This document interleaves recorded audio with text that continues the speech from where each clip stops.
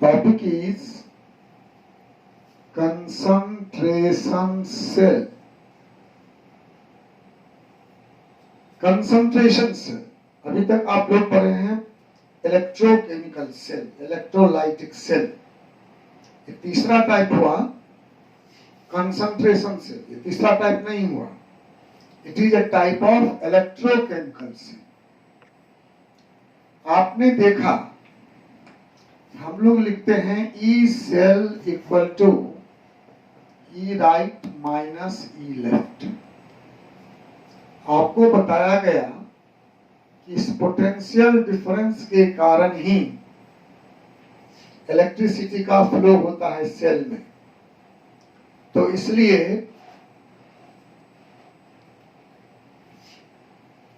Potential difference, दो electrode हैं उनके बीच पोटेंशियल डिफरेंस है, इसके कारण से ही इलेक्ट्रिसिटी फ्लो होती है। अब एक टाइप ये है कि जब दोनों इलेक्ट्रोड सेम हो तब क्या होगा। तो दोनों इलेक्ट्रोड सेम हो तो सुनने में लगता है कि दोनों इलेक्ट्रोड अगर सेम है, दोनों का पोटेंशियल सेम होगा तो इलेक्ट्रिसिटी फ्लो नहीं होना चाहिए। लेकिन आप जानते हो इलेक्ट्रोड पोटेंशियल सिर्फ नेचर पर ही डिपेंड नहीं करता है। इलेक्ट्रोड पोटेंशियल कंसंट्रेशन पर भी डिपेंड करता है। अगर सेम इलेक्ट्रोड, दो सेम इलेक्ट्रोड हो और दोनों के बीच आयन के कंसंट्रेशन में डिफरेंस हो तो भी इलेक्ट्रिसिटी फ्लो होगा।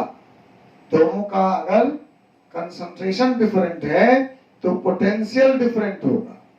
स्टैंडर्ड पोटेंशियल सेम होगा लेकिन इलेक्ट्रोड पोटेंशियल डिफरेंट होगा और इसलिए वहां बिजली फ्लो होगी और वो सेल बनेगा और उसका नाम होगा concentration cell. A type of electrochemical cell. A type of electrochemical cell in which both the electrode are same is called concentration cell. ये कंसंट्रेशन सेल दो तरह के होते हैं। एक होते हैं इलेक्ट्रोड कंसंट्रेशन सेल और दूसरे इलेक्ट्रोलाइट कंसंट्रेशन सेल।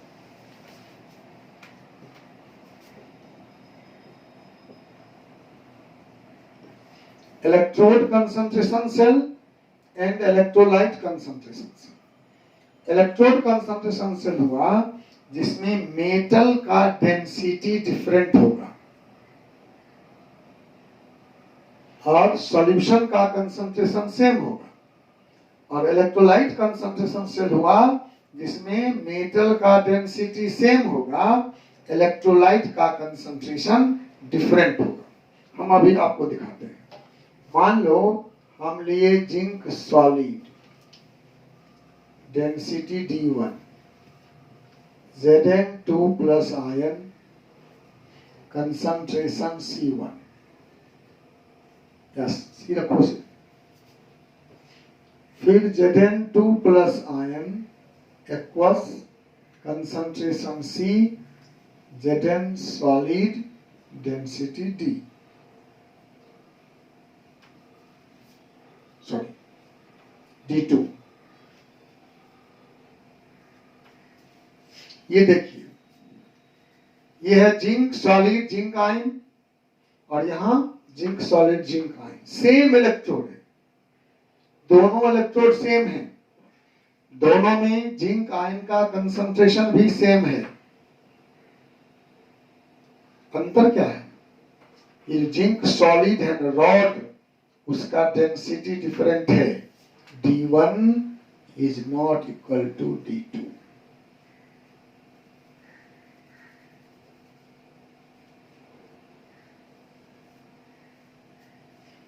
ठीक है। तो इस डेंसिटी के कारण इसके इलेक्ट्रोड पोटेंशियल में डिफरेंस आ जाएगा और इसलिए ये सेल होगा, इसका नाम इलेक्ट्रोड कंसंट्रेशन सेल। वैसे ये बहुत उपयोगी नहीं है, लेकिन थ्योरेटिकली है तो हम लोग पढ़ते हैं। इलेक्ट्रोड कंसंट्रेशन सेल क्या हो गया?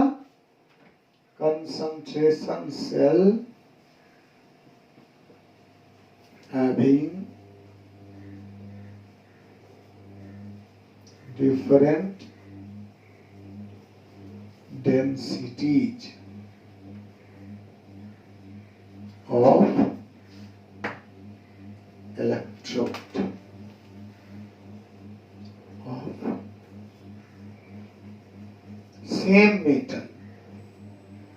सेम मेटल है, लेकिन इलेक्ट्रोड का सही कीजिए ना। हाँ क्या हुआ? ब्लर हो गया सर, थोड़ा सही कीजिए ना। सही क्या करेंगे इसमें?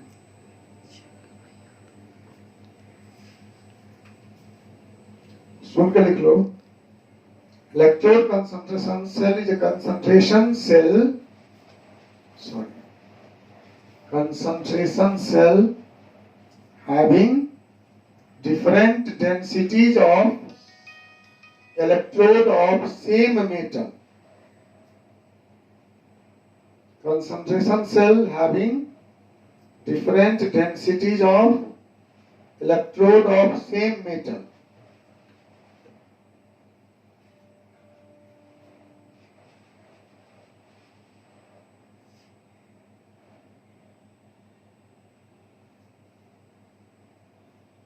ठीक है, मेटल सेम है, आयन का कंसंट्रेशन भी सेम है, केवल जो मेटल रॉड है इलेक्ट्रोड उसका डेंसिटी डिफरेंट है, जिस कारण से पोटेंशियल डिफरेंट होगा और ये सेल काम करेगा। This cell is not very important, so we shall not describe it in detail, but दूसरा जो है इलेक्ट्रोलाइट कंसंट्रेशन सेल, ये ज्यादा इंपॉर्टेंट है।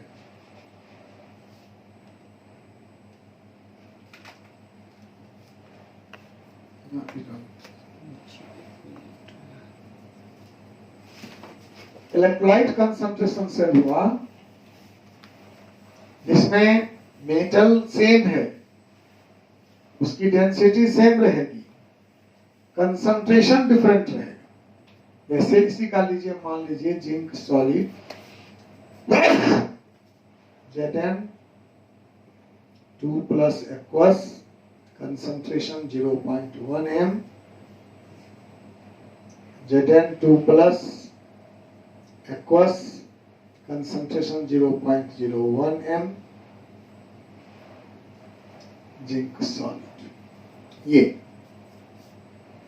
इसमें देखो जिंक से zinc 2 plus 0.1 m concentration, zinc 2 plus से zinc 0.01 m concentration.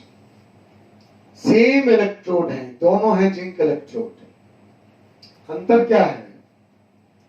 Zinc solid भी सेम है, दोनों का सेम डेंसिटी होगा। मान लो डेंसिटी अगर इसका D है तो इसका भी डेंसिटी D ही होगा। अंतर कहाँ है?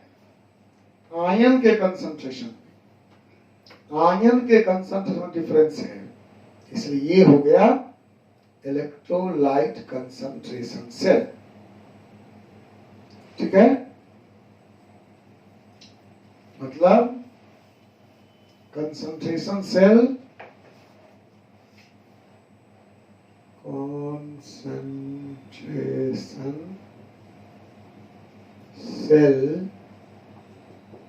having different concentration of electrolyte in both the electrode। दोनों इलेक्ट्रोड में इलेक्ट्रोलाइट का कंसंट्रेशन डिफरेंट है, ये हो गया electrolyte concentration cell. This is important, इसका काम पड़ता है, हम लोग इसे हम लोग यूज करते हैं बहुत से काम के लिए, वैलेंसी निकालते हैं, सॉल्युबिलिटी निकालते हैं, इस सब के लिए।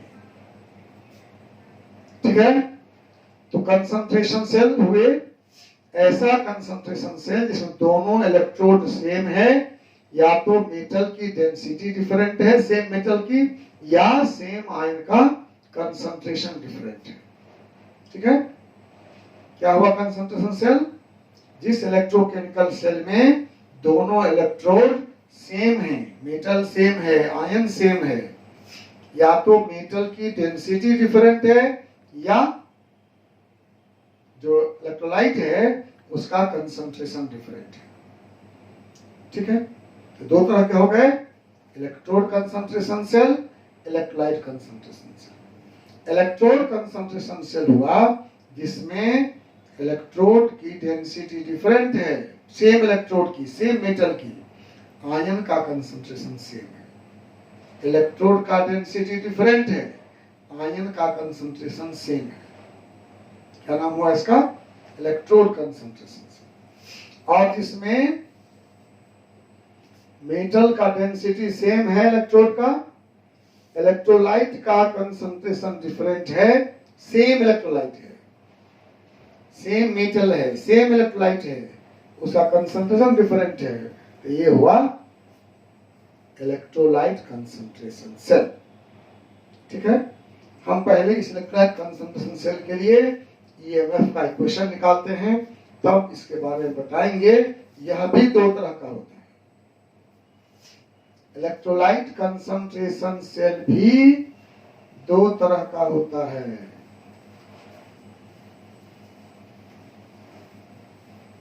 पहले हम इसका ईएमएफ के लिए फॉर्मूला ड्राइव करते हैं।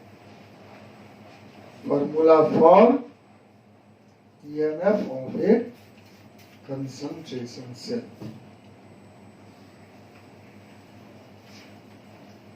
वही है, नस्ट इक्वेशन का ही प्रयोग करेंगे, नस्ट इक्वेशन ही रहेगा, उसी का उपयोग करके हम ड्राइव करेंगे फॉर्मूला। मान लो सेल है metal solid oblique metal N plus aqueous C1 concentration, salt bridge Mn plus aqueous C2 concentration M salt. ये कोई कंसंट्रेशन सेल है, कंसंट्रेशन सेल है, metal solid, metal N plus aqueous C1 concentration, metal N plus aqueous C2 concentration, metal solid. देख लीजिए, दोनों metal same है, दोनों का आयन भी सेम है, सिर्फ अंतर क्या है? इलेक्ट्रोलाइट के कंसंट्रेशन। तो इस सेल का ई सेल बराबर E naught cell minus 2.303 RT/NF log base 10 क्या होता है? एनोड कंसंट्रेशन, तो लिख दो सीधे C1/C2, anode concentration by cathode concentration. C1 हुआ कंसंट्रेशन ऑफ एनोड, C2 हुआ कंसंट्रेशन ऑफ कैथोड। होगा? चल, अब चूंकि दोनों मेटल सेम है, ई नॉट सेल क्या होता है? E naught cathode minus E naught anode, minus 2.303 RT/NF log base 10 C1/C2। दोनों मेटल सेम है, इसलिए होगा 0। So E cell equal to 0 minus 2.303 RT/NF log base 10 C1/C2। क्यों? Because E0 cathode equal to E0 anode. Cathode anode same metal के हैं और E0 metal के nature पर डिपेंड करता है, इसलिए दोनों का वैल्यू सेम होगा। E0 कैथोड E0 एनोड के बराबर होगा, ये डिफरेंस 0 हो गया, इतना। अगर चाहते हो कि माइनस नहीं रहे तो क्या करना होगा बताओ? C2 बड़ा होना। हाँ, इसको हम रिवर्स कर देंगे तो माइनस खत्म हो जाएगा। E cell equal to 2.303 RT/LF log base 10 C2/C1। ठीक है, इसको रिवर्स कर दिए तो ये माइनस साइन प्लस हो गया। और आपको मालूम है कि 25 डिग्री सी पर इसका क्या वैल्यू होता है? तो E cell equal to 0.0591 by n log base 10 C2/C1। ठीक है, ये है ओनली एट 25 डिग्री सी, क्योंकि 25 डिग्री सी पर 23.3 RT/F बराबर 0.0591।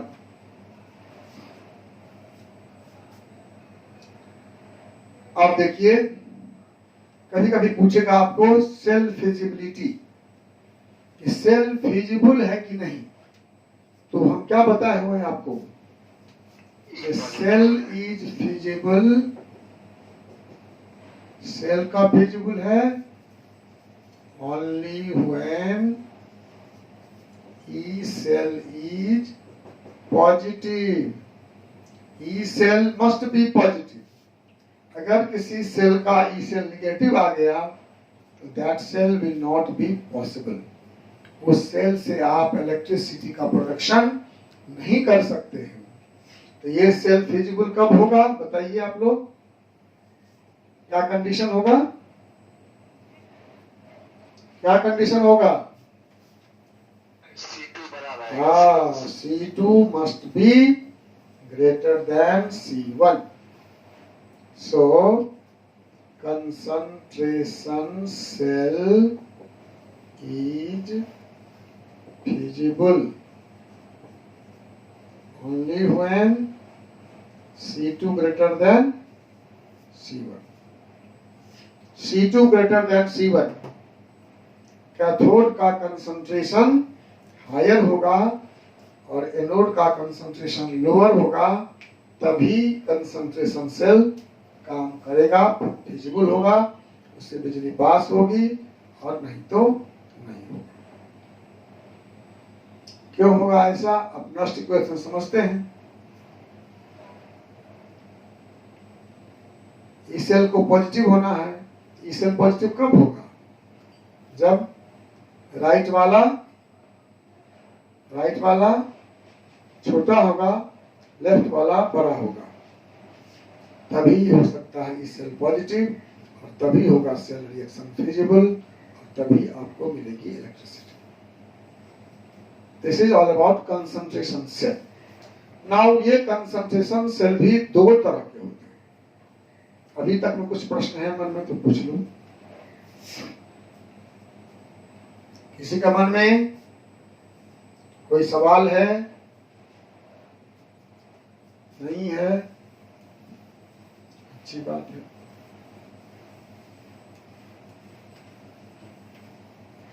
सवाल नहीं हो तो कोई बात नहीं है, लेकिन अच्छा से पढ़ो, ये इंपॉर्टेंट है। खूब सुंदर से पढ़िए, एक एक लाइन का अर्थ लगाइए, समझिए, क्वेश्चंस बनाइए। कंसंट्रेशन सेल भी दो तरह के होते हैं। एक होते हैं कंसंट्रेशन सेल विथ ट्रांसफरेंस, और दूसरे होते हैं कंसंट्रेशन सेल विदाउट ट्रांसफरेंस। इसका बहुत डिटेल नहीं पढ़ेंगे हम लोग, सिर्फ जानेंगे थोड़ा सा इसके बारे में कि क्या चीज है, ताकि कोई टर्म कहीं आए तो आपको पता हो क्या हुआ इस विद ट्रांसफरेंस और विदाउट ट्रांसफरेंस। मैं अभी दिखाता हूं। एक सेल ऐसा है, सेम मेटल का, सेम इलेक्ट्रोलाइट है। ये मेटल है, मान लीजिए जिंक सॉलिड है, इसमें जिंक आयन का कंसंट्रेशन C1 का सॉल्यूशन है। ये भी जिंक मेटल है और इसमें भी सॉल्यूशन है जिंक 2+ का, इसका कंसंट्रेशन C2 है। ठीक है, देखो एक ही कंटेनर में 2 इलेक्ट्रोड हैं, सेम मेटल है जिंक, सेम इलेक्ट्रोलाइट है जिंक आयन, इसका कंसंट्रेशन C1 है, इसका C2 है। मान इसका 0.1 है, इसका 0.2 है, या इसका 0.1 है, इसका 0.2 है, जो भी हो। लेकिन सेल होने के लिए जरूरी है कि ये बड़ा हो, जानते हैं आप। ये सेल होगा, इस सेल में एक पोरस डायफ्राम लगा हुआ है। एक ही बर्तन में 2 कंपार्टमेंट हैं, 2 इलेक्ट्रोड हैं और बीच में एक पोरस डायफ्राम है, पोरस छिद्रदार, जिससे आयन बाएं से दाएं, दाएं से बाएं जा सकता है। इसलिए इसका नाम है concentration cell with transference. Means a concentration cell in which direct transfer of ion is possible. मतलब a concentration cell in which direct transfer of ion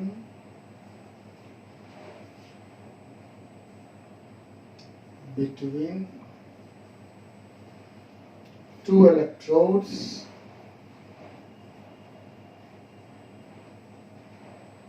is permissible। Permissible है, आयन का ट्रांसपोर्ट होता रहेगा।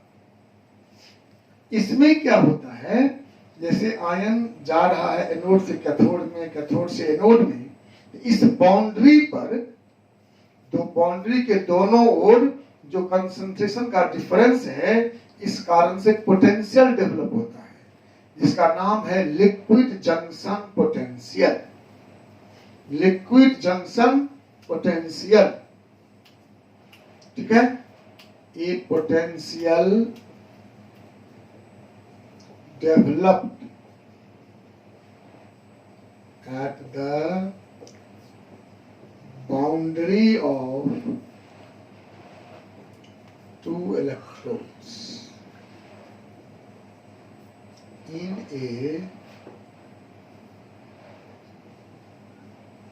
concentration cell with transference is called liquid junction potential। liquid junction potential LJP। कहीं चर्चा होगी तो आप समझ जाएंगे। What is LJP? Liquid junction potential. Potential developed at the boundary of 2 liquids in a concentration cell with transference is called liquid junction potential। ठीक है, ये कंसंट्रेशन सेल भी बहुत उपयोगी नहीं है, थ्योरेटिकल है सब, कि हो सकता है ऐसा। इसलिए हम लोग पढ़ते हैं, आपसे पूछेगा कि एलजेपी कहाँ प्रोड्यूस होगा, तो आप बताएंगे कंसंट्रेशन सेल विद ट्रांसफरेंस में लिक्विड जंक्शन पोटेंशियल डेवलप होगा। अब आते हैं कंसंट्रेशन सेल विदाउट ट्रांसफरेंस, जिसमें आयन का कंसंट्रेट ट्रांसफर अलाउड नहीं होगा। ये कैसे हो सकता है बताइए, गेस करिए, कैसे हो सकता है कि आयन एक इलेक्ट्रोड से दूसरे इलेक्ट्रोड में नहीं जाएगा? सर कोई सेपरेटर लगा देंगे। हाँ, सेपरेटर अगर ऐसा हो जाए जो पोरस नहीं हो तो हो जाएगा, लेकिन वास्तव में हम दो अलग अलग बर्तन ही ले लेते हैं, जैसा आपने पढ़ा है पहले, ऐसा करते हैं। दो अलग अलग इलेक्ट्रोड है, ये मान लीजिए जिंक सॉलिड आयन है, इसमें जिंक 2+ एक्वस है C1 कंसंट्रेशन का, ये भी मान लो जिंक सॉलिड है, इसमें zinc 2+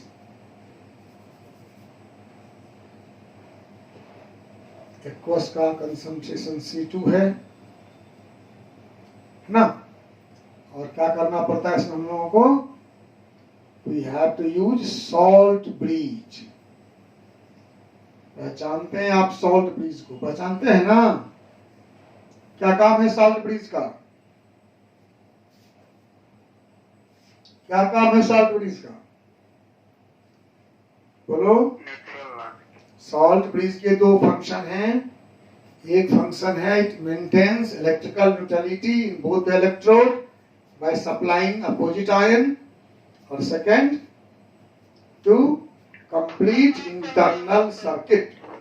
To complete internal circuit, salt bridge has two functions: to complete internal circuit and to maintain electrical neutrality so that cell can function for a long time. अगर ये neutrality maintain नहीं होगी after some time your cell में cease. और शर्त क्या है? Salt bridge में हम कौन सा साल्ट यूज कर सकते हैं? साल्ट हैविंग सेम आयनिक मोबिलिटी, जिसमें दोनों आयन जो कैटायन और एनायन है, एक में कैटायन जाएंगे एक में एनायन जाएंगे, दोनों की मोबिलिटी मतलब आयनिक वेलोसिटी सेम हो। ठीक है, एक ही शर्त है, ionic mobility of cations and anions must be same. ठीक है, चलिए, ये हुआ कंसंट्रेशन से विदाउट ट्रांसफरेंस, जिसमें direct transfer of ion possible नहीं है। और इसमें क्या होता है, हम लोग सॉल्ट ब्रिज यूज करते हैं। कभी कभी आपसे पूछेगा आप how can you eliminate LJP, liquid junction potential को कैसे एलिमिनेट कर सकते हो? तो जवाब क्या होगा? By using salt bridge. Using salt से एक और मेथड है, वो आपके लेवल का नहीं है, लेकिन आप जानना चाहें तो हर्ज नहीं है। एक तो सबसे प्रोमिनेंट तरीका यही है, यूजिंग सॉल्ट ब्रिज ऑप्शन रहेगा, याद रखिएगा। एक और है, अगर दो कंसंट्रेशन सेल को अपोजिट जोड़ देते हैं हम लोग, तो भी वो हो जाता है कंसंट्रेशन सेल विदाउट ट्रांसफरेंस। तो आप ये लाइन भी नोट कर लीजिए कि how is LJP eliminated. Elimination